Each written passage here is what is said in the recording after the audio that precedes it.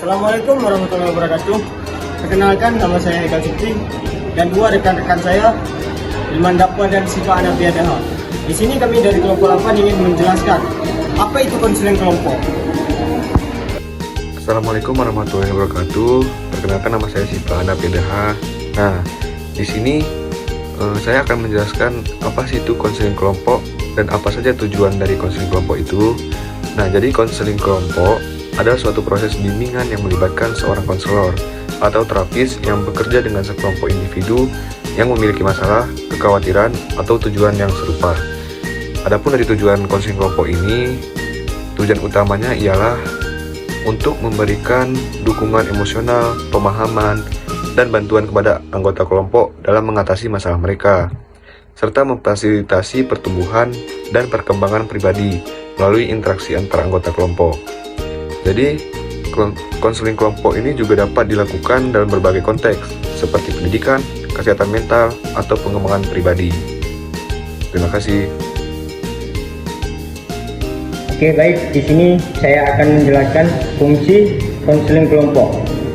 Fungsi dari konseling kelompok ini adalah memberikan tempat yang aman bagi anggota kelompok untuk berbagi pengalaman, perasaan, dan mendapatkan dukungan dari individu sebaya. Yang kedua, membantu anggota kelompok untuk memahami bahwa mereka tidak sendirian dalam menghadapi masalah mereka. Yang ketiga, memungkinkan anggota kelompok untuk belajar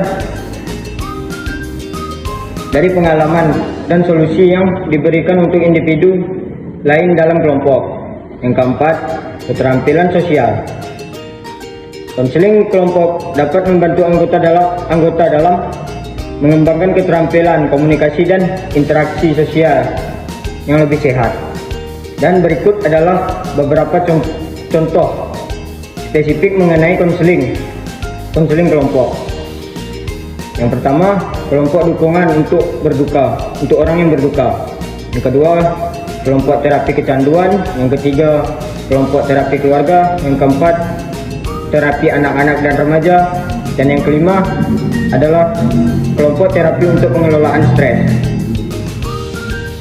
Contoh-contoh di atas adalah beberapa contoh konseling kelompok yang dapat membantu individu dalam berbagai konteks dan situasi. Konseling kelompok dapat memberikan dukungan emosional dan kesempatan untuk pertumbuhan pribadi melalui berbagai pengalaman dan belajar dari orang lain dalam kelompok. Sekian penjelasan dari saya. Berikut saya akan menjelaskan tentang langkah-langkah konseling kelompok. Yang pertama, perencanaan. Tentukan tujuan konseling kelompok, identifikasi peserta, dan jadwalkan pertemuan. Yang kedua, pembentukan kelompok. Rekrut peserta dan bentuk kelompok dengan jumlah anggota yang sesuai. Yang ketiga, pembukaan. Mulai pertemuan dengan sambutan dan perkenalan untuk membangun suasana yang nyaman. Yang keempat, pengumpulan informasi. Fasilitator dapat mengumpulkan informasi tentang masalah yang dihadapi peserta. Yang kelima, pembagian peran. Tentukan peran masing-masing anggota dalam kelompok. Yang keenam, eksplorasi. Fasilitator atau anggota kelompok dapat membantu anggota kelompok untuk menjelajahi perasaan dan pemikiran mereka terkait masalah. Selanjutnya, saya akan menjelaskan tentang teknik yang dapat digunakan dalam konseling kelompok. Yang pertama, pendekatan terbuka. Mendorong anggota kelompok untuk berbicara terbuka tentang masalah mereka. Selanjutnya, pendengaran aktif. Mendengarkan dengan penuh perhatian dan empati terhadap anggota kelompok. Yang ketiga, refleksi. Mengulangi perasaan atau pernyataan anggota kelompok untuk memberikan pemahaman lebih dalam. Selanjutnya, berpikir kreatif.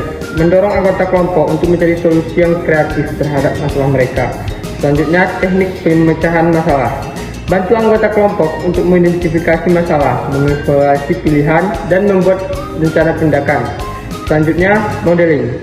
Fasilitator atau anggota kelompok yang lain dapat menunjukkan cara mengatasi masalah atau berperilaku dengan cara yang lebih positif. Selanjutnya, diskusi kelompok. Memfasilitasi diskusi antar anggota kelompok untuk membagi pengalaman dan saran.